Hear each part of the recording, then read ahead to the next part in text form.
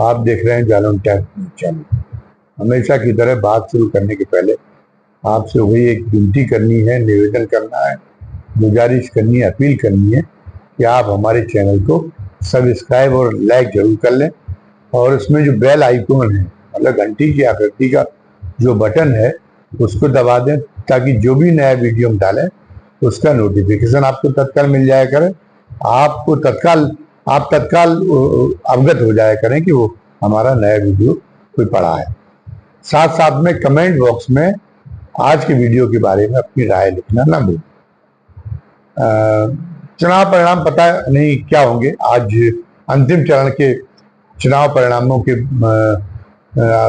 चुनाव के लिए भी प्रचार आज शाम थम गया और अब 2 दिन बाद यानी 1 तारीख को वोटिंग होनी है और उसके बाद में 4 तारीख को गिनती हो जाएगी और निर्णय हो जाएगा कि ये जो है किसके हाथ में अब इस बार देश की कमान मिलती, किस पार्टी के हाथ।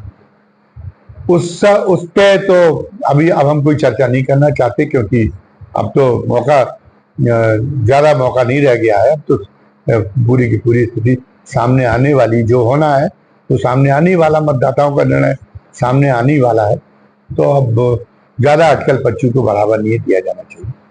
लेकिन इस बीच में अंतिम चरण के चुनाव अभियान में प्रधानमंत्री जी ने कुछ अजीबोगरीब हरकतों का परिचय दिया। एक दिन पहले उन्होंने एक चुनावी जनसभा में कह दिया कि जब तक रिचर्ड एटनबरो ने फिल्म नहीं बनाई थी गांधी जी के ऊपर, तब तक गांधी जी को कोई जानता भी नहीं था। क्या आश्चर्य की बात है। हालांकि वो अपने भाषणों से इसके पहले भी कई बार आश्चर्यचकित कर चुके हैं। मजाक तो राहुल गांधी का उड़ाया जाता है क्योंकि उनके IT सेल के द्वारा इसके लिए सुनियोजित प्रयास किया गया कि राहुल गांधी ने कह दिया कि वो जो है वो तो आलू से सोना बनाएंगे।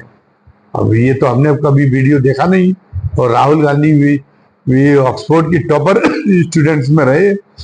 इस तरीके से तो आप कह देंगे कि जो IAS कर रहा है उसका इतना सामान्य ज्ञान है, उसकी GK का भी टेस्ट होता है और सारी चीजों के बारे में उतना सामान्य ज्ञान तो वो रखते ही। तो सामान्य ज्ञान की चीज है केमिस्ट्री की शुरुआत में ही पढ़ाया जाता है मेटल माने क्या है, तो कहाँ सोना और कहाँ आलू एक फसल है। राहुल गांधी को इसका ज्ञान नहीं होगा, ये कल्पना नहीं की जा सकती जो इतना पढ़ा लिखा। लेकिन है आपकी IT सेल का चमत्कार। दूसरी ओर ये कि आप उनको कबीर को, नानक को और तुलसी को एक साथ बैठकर सत्संग करते हुए बता चुके हैं। ये आपके अद्भुत ज्ञान की पराकाष्ठा। जो सेना के जो जनरल रिटायर हो चुके थे 8 साल पहले, आपने बताया कि नेहरू जी ने गलती की जब चीन के युद्ध पे उनको जनरल नहीं बनाया, वरना चीन के युद्ध का परिणाम कुछ और होता। तो ऐसी वो तमाम सारी अद्भुत बातें कहते रहे अपने भाषणों में और सर्वज्ञता बताने की कोशिश में उन्होंने कई बार अपनी स्थिति को हास्यास्पद बनाया। जैसे कि वो सेना के एक्सपर्ट को, सेना में जैसे कोई एक्सपर्ट ही ना हो, सेना की विशेषज्ञता भी उन्हें प्राप्त है, ये जताने के लिए उन्होंने एक अवसर पे कह दिया था कि जब मैं उसका हो रहा था सर्जिकल स्ट्राइक जब पाकिस्तान में करने का आदेश मैंने दिया, तो मैंने ये बताया कि काम रात को करिए ताकि उनका जो रडार है वो हमारे विमानों को न पड़े।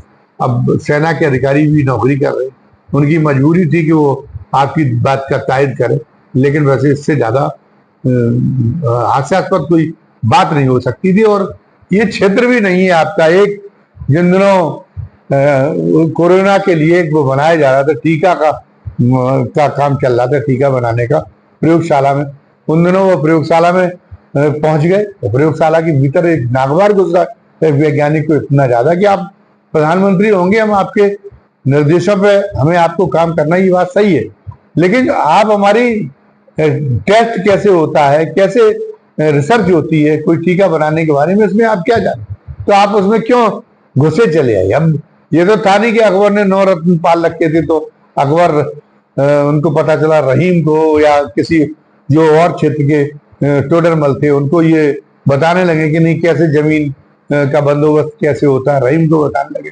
दोहे कैसे लिखे जाते हैं, बीरबल को बताने लगे कि हाजिर जवाबी क्या होती है। ये तो उन प्रतिभाओं का वो अपने राज्य के कुशल संचालन के लिए इस्तेमाल कर रहे थे। और एक ये होता ही है एक होशियार राजा के लिए कि अगर कोई वो बहुत ज्यादा पढ़ा हुआ नहीं है, लेकिन वो एक सलाहकारों की एक पर्याप्त मंडली इकट्ठी करता है और वो सलाहकार मंडली से जो जिस क्षेत्र का एक्सपर्ट है उसके बारे में सलाह लेता है। लेकिन मोदी जी की तो रीति अजब है, जो दूसरे इतिहास का जो ज्ञाता है उससे आप वित्त मंत्री आप उसको बनाते, उससे अर्थशास्त्र का काम लेते। जो सेनाध्यक्ष रहा है उससे पता चलिए आप नगरीय विकास में जुटा देते। कोई आपका हिसाब किताब ही नहीं। आप तो समझते किसी भी आदमी को कहीं पर भी इस्तेमाल करना। आप एक तरफ तो विशेषज्ञ भी रखते, दूसरी तरफ आपको ये हेटी लगती है कि नहीं विशेषज्ञ को उसी के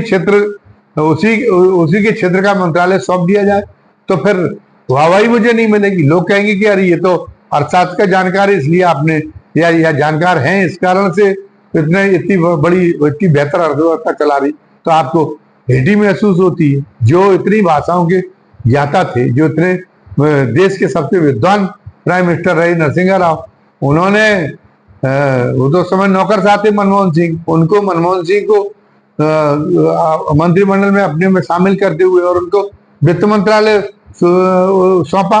तो उस समय उन्होंने नरसिंह राव ने ये नहीं सोचा कि इतने कुशल अर्थशास्त्री को, विश्व स्तर के अर्थशास्त्री को हम सौंपेंगे तो हमारा मूल्यांकन कमजोर हो जाएगा। अगर कोई आर्थिक क्षेत्र में कोई इसने बहुत अच्छे काम किए इन्होंने मनमोहन सिंह जी ने, तो उसका श्रेय मुझे नहीं मिलेगा, मेरे श्रेय में कटौती हो जाएगी मनमोहन सिंह के ऊपर। अरे बॉस है, आपको तो श्रेय मिलना ही मिलना है।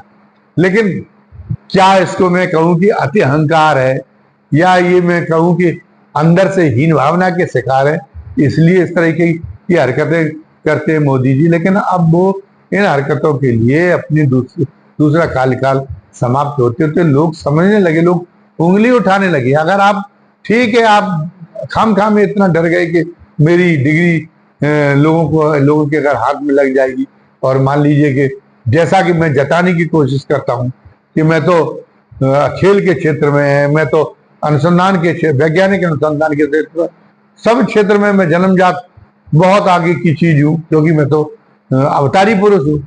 तो मैं मेरा पढ़ाई के क्षेत्र में भी बहुत आगे की चीज हूँ। मैं तो हिंदू फिल्म का हीरो हूँ। जिस क्षेत्र में मुझे जहाँ रोल में जिस क्षेत्र में काम करने की जरूरत पड़ती उस क्षेत्र में अव्वल नंबर मेरा ही होता है। तो पढ़ाई में भी मैं ही अव्वल रहा हूँ, और वो मैच नहीं खाती आपकी हकीकत। तो आपने पता चला कि अपनी डिग्री को साया नहीं होने दिया, सार्वजनिक नहीं होने दिया। और अगर अरविंद केजरीवाल ने प्रयास भी किया तो गुजरात की न्यायपालिका कैसे काम करती है। एक नाबालिग लड़की के साथ में एक अवैध संबंध किसी ने बनाए थे, उसकी जमानत का मामला आया था हाईकोर्ट के सामने, अभी कुछ ही महीने हुए हैं। तो हाईकोर्ट के जज साहब कह रहे थे कि आपने मनुस्मृति पढ़ी क्या वकील से, जो उसकी जमानत कह रहा था मंजूर नहीं होना चाहिए। तो उसको वकील को ये समझ में नहीं आया कि मनुस्मृति से क्या मतलब है। आईपीसी में की धारा, आईपीसी में लिखा हुआ है कि नाबालिग लड़की से संबंध बनाना रेप का कृत्य माना जाएगा, रेप का अपराध माना जाएगा। तो आप ये मानिए कि इसने रेप का अपराध किया, सजा दीजिए। नहीं हो कि अब वो जज साहब कह रहे थे नहीं, मनुस्मृति तो आपको पढ़नी पड़ेगी। मनुस्मृति में कहा गया कि 13 साल की उम्र में ही बालिका रजस्वला हो जाती है, और उसके बाद में वो जो है वो किसी के साथ में कोई अगर उससे संबंध बना सकता है तो इस मामले को दोनों पक्षों में समझौता करके निपटा दीजिए। आप जो है इस मामले में सजा दिलाने पर क्यों आमादा है। आखिरी में वो सुप्रीम कोर्ट में गया ये मामला, और सुप्रीम कोर्ट में बताया गया कि जज साहब की जंग की दलीलें अपनी तरफ से दे रहे थे, बजाय ये कि वकीलों की बहस सुन के और अपना निर्णय सुनाने के और कानून के मुताबिक निर्णय सुनाने के एक प्रोफेशनल जज होना चाहिए हाई कोर्ट में और सुप्रीम कोर्ट में, बल्कि लोअर कोर्ट में भी होना चाहिए। कानून क्या कहता है आपको इस पर ध्यान रखना चाहिए। धार्मिक किताबें क्या कहती है, अगर वो कानून से अगर मैच नहीं करती तो उनका अनावश्यक उनके हवाले की या उनको कानून से ऊपर कर देना, ये तो एक प्रोफेशनल जज का तो एक गुण हुआ नहीं। तो सुप्रीम कोर्ट के ने माथा पीट लिया, और उसके बाद में फिर वहां पे परिवर्तन किए गए, वहां जजेस का उन जज समेत कुछ जजों का ट्रांसफर किया गया।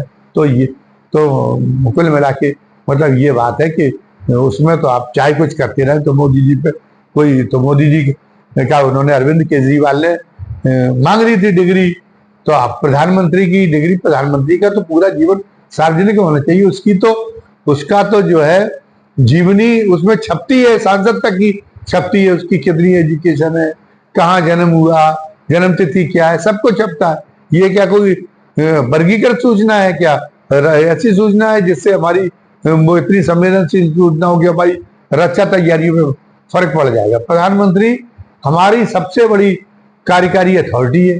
हमें तो हमें मतलब लोगों को उसके बारे में सब कुछ जानने का अधिकार होना चाहिए। और प्रधानमंत्री अगर ग्रेजुएशन अगर उन्होंने नहीं किया है तो इसमें क्या उसकी बात है, इसमें इससे उनका क्या नुकसान होने वाला है?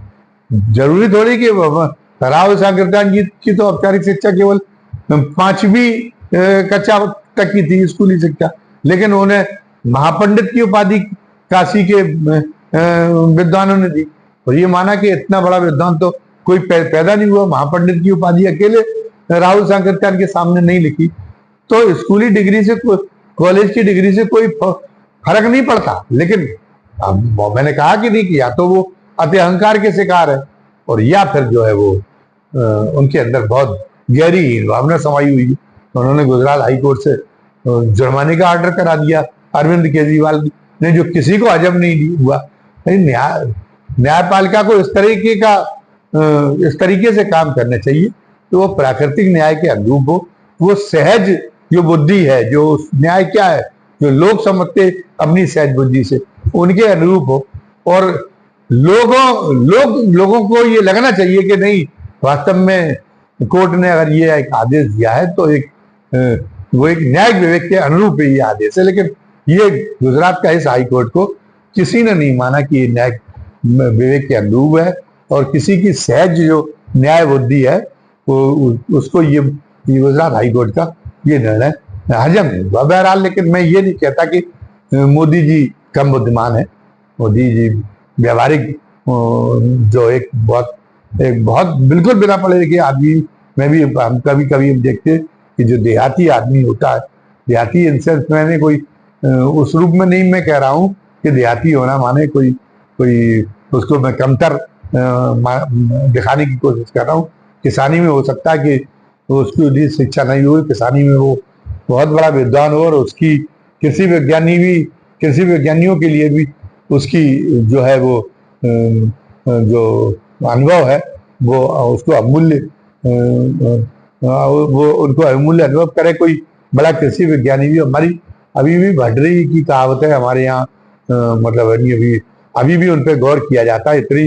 इतना मौसम विज्ञान इतना जो है इतनी ऊंचाई पे पहुंच चुका है, लेकिन अभी भी माना जाता है, जबकि उस समय पर तो इतने उपकरण नहीं थे, इतने संसाधन नहीं थे, लेकिन भंडरी ने अपने सहज ज्ञान से, अपने सहज विवेक से, जो चीजों अनुभव से जो चीजें लिखी थी, आज वो भी आज भी वो चीजें सटीक साबित होती है। तो ये मैं नहीं कह रहा हूँ, तो मेरे कहने का मतलब यही है कि ये कोई जरूरी नहीं है कि आपकी स्कूली शिक्षा, कॉलेज की शिक्षा अगर बहुत अच्छी है तो आप बुद्धिमान नहीं होंगे। आप जो है आपके अंदर एक असाधारण, कुछ मामलों में असाधारण ज्ञान नहीं हुआ। मैं तो ये मानता हूं कि देश के जितने प्रधानमंत्री देश में अपने हुए हैं, व्यवहारिक बुद्धि मोदी जी जितनी शायद ही किसी प्रधानमंत्री की रही हो। इंदिरा गांधी हो सकता है कि व्यवहारिक बुद्धि में उनसे आगे रही हो, अभी हम कह नहीं सकते। तो ये हमने उनके इस हुनर को तो हम सलाम करते हैं। क्यों खाम में वो संकोच कर देते हैं, क्यों वो अपना सिकुड़ के रह जाते हैं जब उनको ये लगता है कि नहीं मैं कहीं बेनकाब नहीं हो रहा हूँ। अरे आप मोदी जी, आप मानिए कि आप कहीं बेनकाब नहीं हो रहे, लेकिन आप तो खुद ही ऐसी बातें कह सकते हैं। असाधारण आपके ऊपर असाधारणता दिखाने का ऐसा नशा जैसा, ऐसा जुनून जैसा सवार हो गया कि आप कि एक जो है बहुत ही साधारण बुद्धि का आदमी वो गलती नहीं करता जो गलती आप कर जाते। आपने क्यों कह दिया बैठे ठाले में? क्या जरूरत थी कि महात्मा गांधी को उसके पहले कोई नहीं जानता?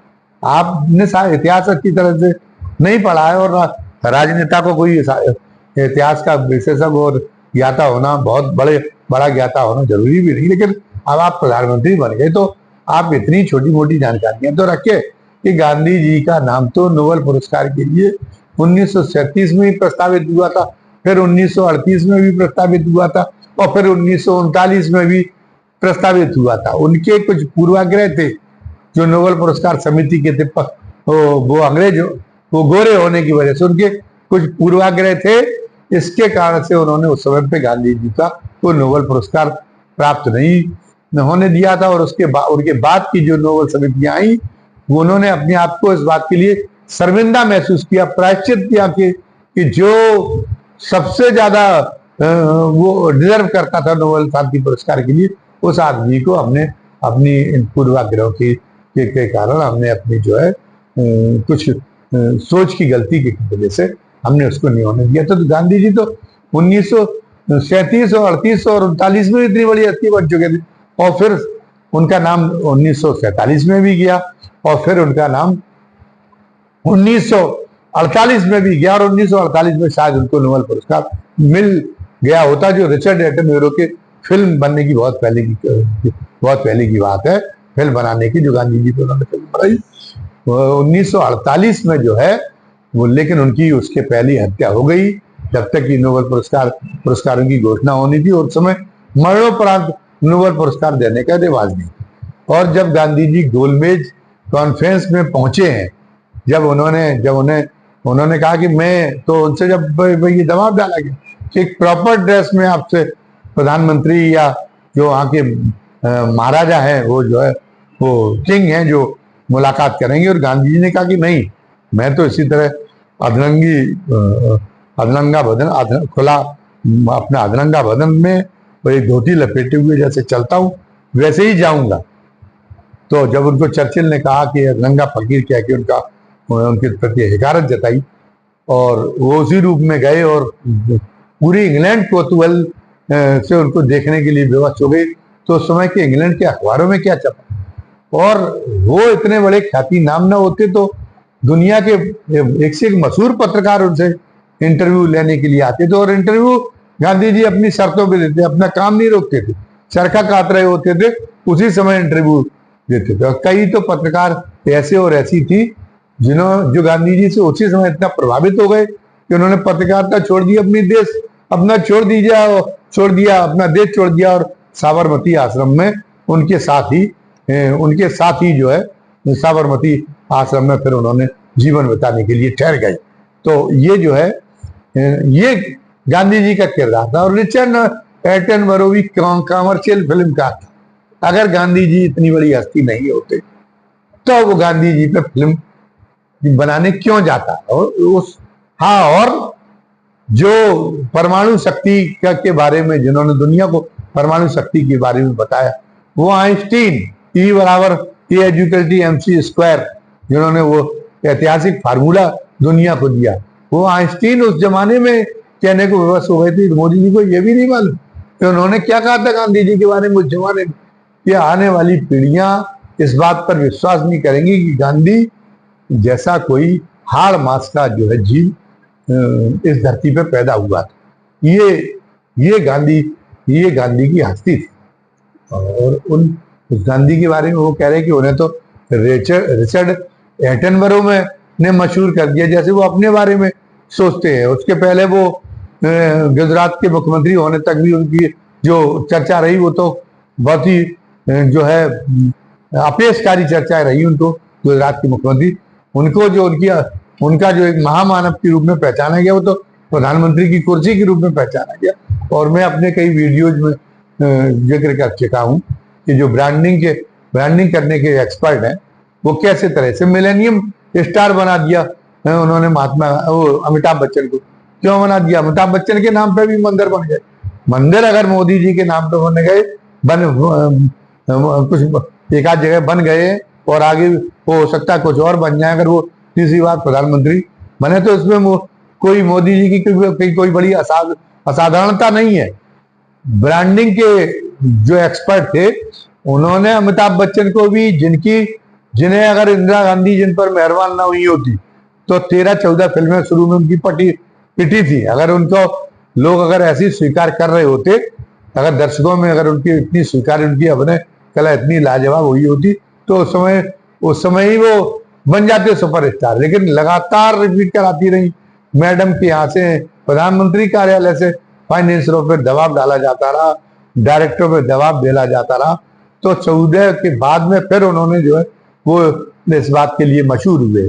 और उसके बाद नेता बनने के बाद में उनका क्या किरदार रहा, इलाहाबाद में जो उनके पिताजी के साथ के प्रोफेसर थे, एक दिन उन प्रोफेसरों का प्रतिनिधिमंडल मिलने गया, उसको भी उन्होंने घंटों इंतजार करा दिया।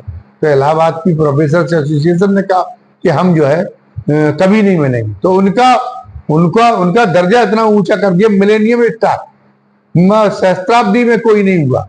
अरे कौन सी प्रतियोगिता हुई कि किसने उनको मिलेनियम स्टार के रूप में मान्यता दी? वो चूंकि कई कंपनियों ने उन्हें ब्रांड एम्बेसडर के रूप में अपना लिया था। उनके अंदर अपनी मार्केटिंग करने का हुनर किसी भी फिल्मकार के से ज्यादा था। तो जब उनकी फिल्में पिटना शुरू हो गई वो फोर्स कांड के बाद में, तो फिर उन्होंने कहा सर्वाइव कैसे करें। पहले तो वो हिंदी अखबारों को तो इंटरव्यू भी नहीं देते थे। लेकिन मुझे याद है कि 50वीं जब उनकी वर्षगांठ, जब उन्हें 50 वर्ष पूरी उनके हो गए, तो उन्होंने अपनी तरफ से नवभारत टाइम्स के पत्रकार को बुलाया था, उसको इंटरव्यू दिया था कि हम कैसी चर्चित हो जाए। और फिर उन्होंने कहा कि मेरी दुकानदारी इतनी जल्दी बंद हो जाएगी तो कैसे काम चलेगा। तो उस समय वो विज्ञापन का काम करने लगे थे, जो एक कलाकार के लिए हेठी का काम है। तमाम कंपनियों का विज्ञापन करने लगे थे टेलीविजन। तो उन कंपनियों ने फिर कहा कि जिसके माध्यम से हम विज्ञापन कराते हैं उसकी ब्रांडिंग, वो उसका इतना ज्यादा, उसका व्यक्तित्व लोगों के बीच में इतना ऊंचा स्थापित होना चाहिए कि वो अगर कोई बात कहे तो लोग उसको विश्वसनीय माने, उसके कहने से लोग प्रोडक्ट खरीदें।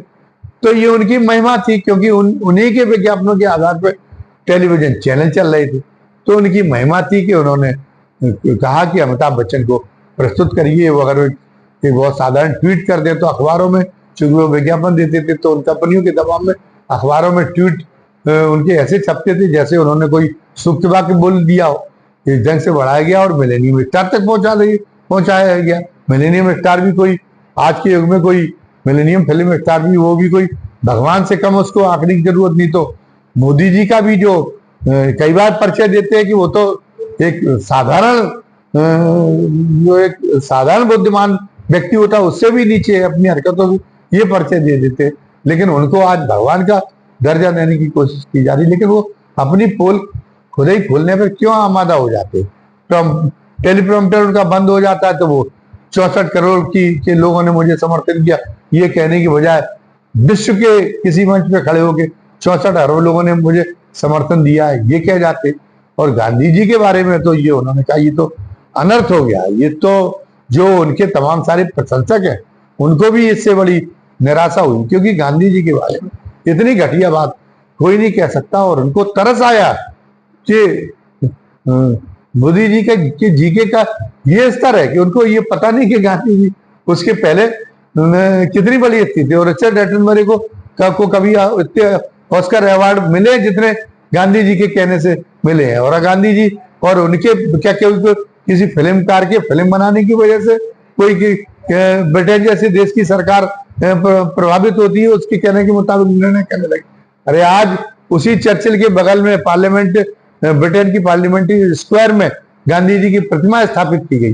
गांधी और अंबेडकर ये दो व्यक्तित्व। कल को आप अंबेडकर के बारे में कोई फिल्म बन जाएगी, बाबा साहब अंबेडकर के बारे में, और वो अगर फिल्म हिट हो जाएगी तो आप ये कहने लगेंगे कि लोग जो है बाबा साहब अंबेडकर को तब जाने। जबकि कोलंबिया यूनिवर्सिटी में जो कि 250 वर्ष के इतिहास के सबसे इंटेलिजेंट विद्यार्थी के रूप में जो है वो बाबा साहब की प्रतिमा स्थापित हुई। तो गांधी और बाबा साहब इस देश के इतने अमूल्य रत्न हैं। जो आधुनिक भारत है उसके मान बिंदु है, उसकी मान प्रतिष्ठा के प्रतीक है। उससे प्राचीन काल में बुद्ध थे, तो आज की तारीख में गांधी और डॉक्टर अम्बेडकर हैं, बाबा साहब अम्बेडकर हैं, जिनकी वजह से पहचाना जाता है कि भारत कितना महान देश है, कितना। और एक पूंजीवादी जो जो औद्योगिक देश है उनकी एक मजबूरियां भी हैं गांधी जी को, वो किसी फिल्म की वजह से नहीं कि वो गांधी जी को इतनी प्रतिष्ठा दें, गांधी जी को इतने बड़े रोल मॉडल के रूप में प्रस्तुत करें, क्योंकि एक समय पे जब वामपंथी क्रांति की लहर, कम्युनिस्ट क्रांति की लहर सारी पूरी दुनिया में हावी हो रही थी, सोवियत संघ में पता चला कि एक वर्ग संघर्ष के बाद में मजदूरों ने सत्ता हत्या ली थी और सोवियत संघ के प्रभाव में कई और देशों में कम्युनिस्ट सत्ताएं स्थापित हो गई थी। और फिर 1948 में कम्युनिस्टों ने चीन जैसे बड़े देश में जन क्रांति की थी। तो उस समय उद्योग राष्ट्रों को लगने लगा था कि मार्क्स ने तो ये कहा है कि जो वर्ग संघर्ष होगा, जो क्रांति होगी, वो उद्योग राष्ट्रों में होगी, तो कल को हमारे यहाँ के मजदूर भी न भड़क जाए, लोग हिंसा के जरिए सत्ताएं बदलने का बदलने के खेल में एक बार लोगों का विश्वास फिर ना जग जाए। तो इससे जो एक पूंजीवादी विश्व है उसको ये लगा कि इससे तो हमारा बहुत नुकसान होगा, हमारा पूरा ये पूरी दुनिया बिखर जाएगी, हमारी जो पूंजीवादी दुनिया पूरी पूरी बिखराई जाएगी। तो उस समय गांधी जी उसे एक मसीहा के रूप में नजर आए। गांधी जी उसे एक ऐसे रोल मॉडल के रूप में नजर आए जो उसको जो है वर्ग संघर्ष के जरिए या खूनी क्रांति के जरिए जो भावना थी सत्ता छीनने की मजदूरों को या किसी वर्ग के द्वारा, उसको डायल्यूट कर सके, उस भावना को डायल्यूट कर सके, ताकि विश्व में स्थिरता आ सके। पूंजीवादी विश्व तभी काम कर सकता है, तभी कायम रह सकता है जब जो है जब स्थिरता, उसमें शांति और स्थिरता हो दुनिया में। तो शांति और स्थिरता के सबसे बड़े प्रेरणा स्रोत के रूप में उन्होंने गांधी जी को पहचाना। और ये बात रिचर्ड एटनबरो की बहुत पहले पहचानी। तो गांधी जी की इसलिए भी पूंजीवादी विश्व के लिए, जो पूरी दुनिया को एक तरह से आज भी नियामक शक्ति वही पूंजीवादी देशों की बिरादरी है, आज भी पूरी दुनिया की जो है नियामक शक्ति वही है। तो उन लोगों को गांधी जी का रोल मॉडल बहुत उनके लिए बहुत मुफीद है, और ये बहुत पहले से है। और गांधी जी की विचारधारा के आधार पर उन्होंने रोका है, रक्तपात के जरिए क्रांतियों को रोकने में वो कामयाब हुए। तो गांधी जी का मूल्य उनके लिए बहुत बड़ा है और बहुत पहले से। ये हास्यास्पद बात न कहते, और इसी बीच में एक खबर आ जाइए कि उन्होंने, हालांकि वो 3-4 दिन पहले भी उन्होंने एक अटपटी बात कही थी, 2-3 दिन पहले, कि जो 6 महीने बाद, ये इस चुनाव के 6 महीने बाद यहाँ पे यहाँ बहुत बड़ी राजनीतिक उथल पुथल होने वाली। अब उनका क्या आशा है, कौन सी बड़ी राजनीतिक उथल पुथल होने वाली, कौन सी इस देश पे आफत टूटने वाली है, या ये देश कहाँ एकदम पहुंचने वाला, क्या उन्होंने देख लिया? अरे पारदर्शी रहिए, आप बता ही देते नहीं आपके दिमाग में क्या सूझा है। आप इतने महाविद्वान है, बहुत इतने दूरदृष्टा नेता है, हो सकता है कि आपने कोई ऐसी चीज देख ली हो जो देश के साधारण लोग नहीं देख पाए हो, और उससे देश का भविष्य बहुत सुनहरा होने जा रहा हो। तो आपने अपनी संकेतों में ये बात क्यों कही जिसको डिकोड करने की जरूरत पड़े? आप कह देते। लेकिन आज आप कोई अनर्थकारी चेतावनी तो नहीं दे रहे थे। आज ये भय आज की आपकी भाषा से उत्पन्न हो गया कि मैं मोदी हूं, अभी आपने मुझे पहचाना नहीं है, मैं चुप हूं तो आप मुझको समझ नहीं पा रहे। तो ये तो, इसमें तो एक तरह से धमकी का पुट है इसमें। आपको धमकी की जरूरत क्या पड़ी? अरे अटल बिहारी वाजपेयी 2004 में चुनाव हार गए थे, आराम के साथ में, वो भी सोनिया गांधी जैसे जिसके ऊपर ये लगा हुआ था कि वो भारतीय मूल की नहीं है, वो उसका आरोपों का सामना कर रही थी। लेकिन अब जनता का निर्णय, लोकतंत्र में तो ये होता रहा था। तो कौन सी अटल जी के ऊपर गाज गिर पड़ी थी? कौन सी अटल जी के संबंध में कमी आई? अटल जी सबके चहेते तब भी, उसके पहले भी थे प्रधानमंत्री की कुर्सी पर, और प्रधानमंत्री की कुर्सी के बाद में भी बने रहे जब तक वो, और उनको तब भी श्रद्धा मिलती रही। और जब वो इस दुनिया में नहीं रहे तो पक्ष भी रोया, और साथ साथ में उनके लिए विपक्ष भी रोया। तो एक राजनेता को तो इसी तरीके का होना चाहिए। क्या आप दिखाना चाहते हैं? अरे नहीं रहेंगे प्रधानमंत्री तो नहीं रहेंगे, जितने दिन रह लिया 10 साल में, आपको ये कहना चाहिए हमारी उपलब्धियां पर्याप्त है, हमें बड़ा संतोष यदि नहीं रहेंगे। और रहेंगे तो उसको धमकी देने क्या बात है, तीसरी बार मौका मिलेगा तो हम फिर अगर हमसे अगर जनता अगर इस बार इसलिए असंतुष्ट रही कि ये तो तय है कि आपको इस बार उतना समर्थन नहीं मिल रहा जितना पिछली बार मिला था, उतनी हो सकता सीटें भी न मिली। तो इस बीच में जो बताया गया कि जिन वजह से वो भी चीजें खुल के सामने आ चुकी कि जिन वजह से जनता में आपके जिन कामों की वजह से नाराजगी हुई, तो हम उन कामों के उन नीतियों में और उन फैसलों में अपना फेरबदल करेंगे और जनता की आकांक्षा के अगर हमसे जनता की जन आकांक्षाओं को पहचानने में इन 5 सालों में कहीं कहीं भूल हुई है तो हम जो है और अब हमने जन आकांक्षाओं को समझ लिया क्या है तो हम उसी के मुताबिक काम करेंगे। तो हो सकता है कि इन 10 सालों से और अधिक बेहतर आप और 5 साल काम कर जाएं और न भी मौका मिले तो मैंने कहा कि तब भी आपके हाथ में गिनाने के लिए उपलब्धियां हैं, उनके लिए इतिहास भी आपको याद करेगा। आप भी जब शांत चित्त होते हैं, जब आपके ऊपर जो है वो तामसी भावनाएं हावी नहीं होती, तब आप भी कहते हैं, अच्छी बात कहते हैं कि इस देश में जितने प्रधानमंत्री हुए सबने अपनी क्षमता के हिसाब से, सबने अच्छी सोच के हिसाब से देश को आगे ले जाने के लिए काम किया है। इससे लेकर उनके ऊपर कोई उंगली नहीं उठाई जा सकती। ये तो अच्छी बात आप भी कहते हैं, आप भी इस बड़प्पन को दिखा चुके हैं। तो जो मौलिक भावना है वो भी आपकी भी वैसी है, आपके अंदर भी कोई दुष्ट भावना काम नहीं कर रही। तो आपको बहुत ही सहज भाव से इस चुनाव परिणाम को लेना चाहिए।